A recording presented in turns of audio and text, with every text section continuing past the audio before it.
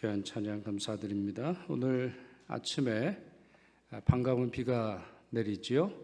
우리 전국의 많은 곳에서 산불이 날 정도로 온 대지가 아주 바짝 말라 있었는데요. 단비가 내려서 참 감사를 드립니다. 그런 것처럼 말씀의 은혜가 우리에게 단비가 되어서 우리의 마음을 깨끗하게 해주실 줄 믿습니다. 고난주간 우리 세 번째 날인데 오늘 말씀을 통해서도 주께서 우리에게 은혜 베풀어 주실 줄 믿습니다. 여러분, 우리 고난주간 여러분 나눠드린 이 실천표 기억나시죠? 지금까지 다 완료하신 분들 제가 다 세봤더니 54분 54명이 지금 제출을 해주셨는데, 여러분 계속 제출해 주셔서 우리 주님께 감사의 제목으로 또 감사의 예물로 드릴 수 있으면 좋겠습니다. 자, 우리 돌아감에 대해서 계속 생각하고 있죠. Return, 이제 하나님께 돌아간다라고 하는 주제를 생각하는데, 우리가 하나님께 돌아가려 할 때 장애물들이 있습니다. 그렇죠. 우리 하나님께 돌아가려고 할 때 넘어서야 하는 장애물들이 있습니다. 어떤 게 있을까요? 고난이 있겠고, 우울함이 있겠고, 낙담이 있겠고, 실패가 있을 것입니다. 그러나 이것들만 있는 게 아니라 때로는 편안함, 때로는 성공과 풍요로움이 장애물이 될 때도 있습니다. 그 이야기를 오늘 좀 해보려고 하는데요. 야곱 이야기에서 그 예를 발견해 보죠. 야곱에게 있어서 베델은 너무나 중요한 곳이죠. 하나님의 집이라는 뜻이고, 야곱이 인격적으로 하나님을 체험한 장소였습니다. 자, 이것을 지나가던 중에 잠자던 야곱에게 하나님께서 임재하사 4가지를 말씀을 하세요. 첫째, 이 땅을 너와 자손에게 주겠다. 둘째, 모든 족속이 너와 내 자손이 복으로 말미암아 너 자손으로 말미암아 복을 받을 것이다. 셋째, 내가 너와 함께 하겠다. 넷째, 다시 돌아오게 하겠다. 자, 그 말씀 보실까요? 창세기 28장 15절, 내가 너와 함께 있어 내가 어디로 가든지 너를 지키며 너를 이끌어 이 땅으로 돌아오게 할지라. 자, 그러니까 베델에서 하나님께서 베푸신 은혜를 완수하려면 그 복이 온전해지려면 어떻게 해야 하죠? 야곱은 베델로 돌아와야 됩니다. 이때가 야곱 나이가 77세 아니면 80세입니다. 청년 때 이야기가 아닙니다. 베델에서 하나님을 만났을 때가 77세, 80세 정도였는데요. 이로부터 약 25년에서 30년 정도가 지난 어느 때, 즉 야곱의 나이 100세가 다 되었을 때 다시 베델로 돌아왔습니다. 그러니까 굉장히 늦어진 거예요. 그렇다면 왜 이렇게 늦어졌던 것일까요? 야곱이 가족들과 함께 가나안 땅으로 돌아오는 과정이 간단하진 않았어요. 장인이 놔주질 않았죠. 형 에서를 대면하는데 굉장한 용기가 필요했습니다. 그러나 어떠한 해로움을 입지 않았어요. 신실하신 하나님이 베델의 약속을 온전히 지켜주셨기 때문이죠. 그러니 가나안 땅으로 돌아온 이후 야곱은 하나님과의 언약의 장소인 베델로 신속히 돌아가야 했습니다. 그간 베풀어 주셨던 25년에서 30년간 베풀어 주셨던 하나님의 은혜를 감사하고 베델에서 자기에게 언약하시고 다시 돌아오게 하시겠다라고 하는 그 하나님의 은혜를 기억하고 베델로 가야 돼요. 그러나 야곱은 베델로 가지 않아요. 가나안 땅에 들어온 이후 세겜 근처에 숫곳이라고 하는 곳에 집을 짓고 밭을 구입하고 정착합니다. 그것에 그냥 눌러 앉아요. 그러니까 지도상으로 보면 이제 북쪽으로 밑으로 쭉 내려왔어야 되는데 중간에 머물고 말 것이죠. 이런 결정이 이해가 안 가는 건 아닙니다. 이런 결정이 마음으로는 그럴 만하다 이런 생각이 드는 것도 있어요. 왜냐하면 밧단 아람에 있을 때 이들이 눈칫밥을 많이 먹었거든요. 게다가 생존에 급급했을 뿐만 아니라 먼 거리를 이동해야 했고 또 형 에서와 만나는 이 과정에서 굉장히 에너지를 소모했을 테니까 좀 쉴만하지요. 그러니 교통의 요지이자 가나안 문화가 번성했던 세겜 지역이 너무나 좋아 보였습니다. 거기에는 쉽게 음식을 사 먹을 수 있었고 거기는 쉽게 장사를 할 수 있었고 거기서 장사를 하면 많은 돈을 벌 수 있는 것처럼 보이는 그런 땅이죠. 그러나 이 결정은 재앙의 단초가 됩니다. 이 가정에 큰 어려움이 생겨요. 야곱의 딸 디나가 그곳 사람에게 강간을 당합니다.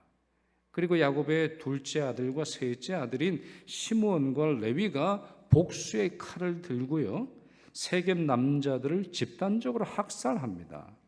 그리고 그 가족과 재산을 탈취하는 집단 살해의 범죄를 저지릅니다. 결국 그 땅 사람들과의 평화는 완전히 깨졌고 복수에 복수를 낳지 않을까 불안에 떨어야 했습니다. 아까 제가 간단히 그냥 빨리 지나가는 말씀에서 여러분이 기억하실지 모르겠어요. 하나님께서 베델에서 이 사람 야곱에게 주신 약속 중에 하나가 뭐죠? 너와 너희 자손으로 말미암아 사람들이 복을 받게 하겠다. 너희가 가는 곳에 복이 있을 것이다. 너희로 말미암아 사람들이 행복하게 될 거고 하나님께 영광 돌릴 것이다. 이와 같은 것이 하나님의 주신 약속 중에 하나란 말이죠. 그러나 베델로 가지 않음으로 말미암아 이 가나안 땅에 정착함으로 말미암아 가나안 땅에 있는 세겜에 정착함으로 말미암아 이들은 문제거리가 됩니다. 복의 근원, 복의 샘물, 복을 흘려보내주는 축복의 통로가 아니라 문제덩어리가 돼요. 물론 강간하는 것이 잘못한 일이고 이와 같은 것이 깊게 회개해야 합니다만 그와 같은 것으로 말미암아 집단적으로 학살하는 더 큰 분노를 일으키는 무자비한 사람으로 사람들에게 비추어지죠. 그렇다면 이들은 왜 지체했을까요? 이들은 왜 베델로 가는 것이 그렇게 오랫동안 망설였을까요? 그 이유가 곧 밝혀집니다. 베델로 가기 직전에 야곱이 이렇게 가족들에게 말하지요. 창세기 35장 2절에서 3절, 오늘 읽었던 말씀인데 같이 읽습니다. 너희 중에 있는 이방 신상들을 버리고 자신을 정결하게 하고 너희들의 의복을 바꾸어 입으라. 우리가 일어나 베델로 올라가자. 내가 거기서 제단을 쌓으려 하노라. 그랬더니 4절입니다. 4절도 같이 읽죠. 그들이 자기 손에 있는 모든 이방 신상들과 자기 귀에 있는 귀고리들을 야곱에게 주는지라. 야곱이 그것들을 세겜 근처 상수리 나무 아래에 묻고 그랬습니다. 아니 이게 뭔 말이에요? 왜 이들의 손에 하나님의 사람들로서 엄청난 복을 받고 엄청난 은혜를 받았음에도 불구하고 이방 신상들이 들려있는 겁니까? 왜 하나님의 말씀이 들려있다는 이야기가 안 나오고 왜 하나님의 은총으로 말미암아 옷 입었다는 이야기가 안 나오고 왜 하나님의 사람으로서 살았던 거룩한 행실에 대한 이야기는 안 나오고 손에 이방 신상들이 들려 있었고 가증한 옷을 벗으라고 말하고 왜 금고리를 빼서 주는 겁니까? 그것도 역시 이방 신상들이 있는 이방 사람들이 좋아하는 귀고리들이 바로 그것들인 것이죠. 이런 모습 세상 사람들은 흠모하는 모습일지는 몰라도 하나님의 백성들의 모습은 결코 아니지 않습니까? 하나님의 백성들이 이렇게 살아서는 안 되는 거 아닙니까?